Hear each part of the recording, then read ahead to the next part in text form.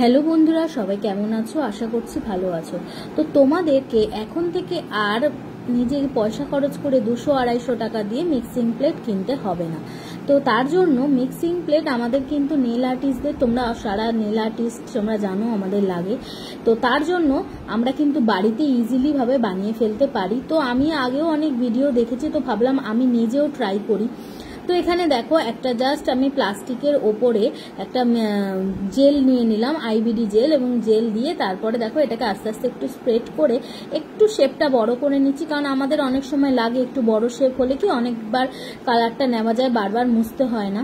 তো এখানে দেখো ওই জেলটা নেওয়ার পর একটা জাস্ট রিং নিয়ে আমি এই জেলটার মিডিলে বসিয়ে দিয়ে আমি কিন্তু ইউভি ল্যাম্পে 60 সেকেন্ড কিওর করে নিলাম। এরপরে দেখো কিওর করার পর একদম সুন্দর কিন্তু ওটা উঠে গেল, এবং চ্যাটচ্যাটে ব্যাপারটা আমি অ্যাসিটন দিয়ে মুছে দিলাম। কি সুন্দর হয়েছে না? হ্যাঁ জানি, এবার তো বলবে একদম বাজে হয়েছে, দেখতে খারাপ হয়েছে। তো ভাই, বাড়ির জিনিস তো, যেটা হাতে তৈরি জিনিস একদম অ্যাকুরেট তো দোকানের মতন হয় না, বাট কাজ চালানোর মতন কিন্তু খুব সুন্দর হয়ে গেছে। এখানে দেখো এরপরে আমি ভালো করে ফাইলিং করে নিচ্ছি এবড়ো খেবড়ো জায়গাগুলোকে। বেশ সুন্দর কিন্তু একটা ত্রিকোণাকৃতির শেপ হয়েছে এবং একটু বেশ বড়ই হয়েছে। এরপরে নিজের ইচ্ছে মতন ফাইল করা যায়। আমি ইচ্ছা করলে ড্রিল মেশিন দিয়েও জিনিসটাকে গোল শেপ করতে পারতাম, কিন্তু ভাবলাম যখন জিনিসটা ছড়িয়েছে একটু বড়ই হয়েছে, তাহলে থাক না, আমারই তো সুবিধা হবে, বেকার ঘষে ছোট করে তো লাভ নেই।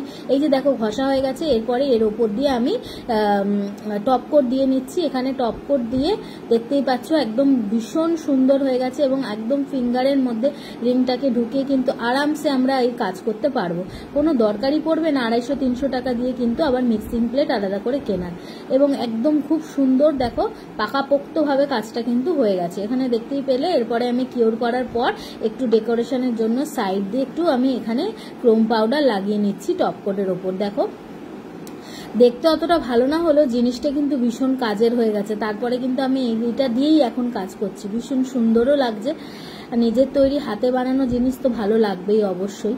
তো এখানে দেখো আমি চারিদিক দিয়ে ক্রোম পাউডার দিয়ে একটা সার্কেলের মতন করে নিলাম, দেখতে যাতে সুন্দর লাগে। এবং এটা কিন্তু তারপরে ভালো করে ডাস্ট আউট করে আবার টপ কোট দিয়ে এবং সিল করে নেব। তো যাই হোক, দেখতেই পাচ্ছ কতটা সুন্দর।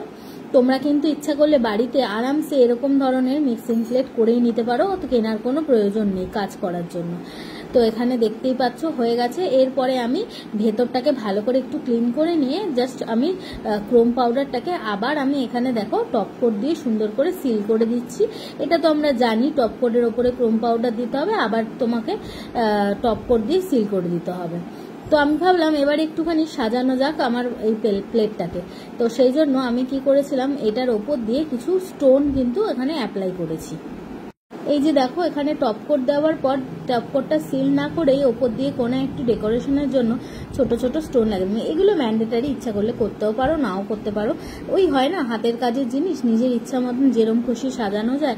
তো আমার মিক্সিং প্যালেট ছিল, তো সেটা একটুখানি নষ্ট হয়ে গেছিলো কেমন। আর ওটা না প্লেট ছিল, মানে আঙ্গুলে ধরে রেখে যে কাজটা করা যায় রিং থাকলে, সেই জিনিসটা ছিল না। তো ভাবলাম অনেক জায়গায় এরকম ভিডিও দেখছি বেশ সুন্দর নিজেই বানিয়ে ফেলা যায়, তো ভাবলাম আমিও একটু ট্রাই করে দেখি।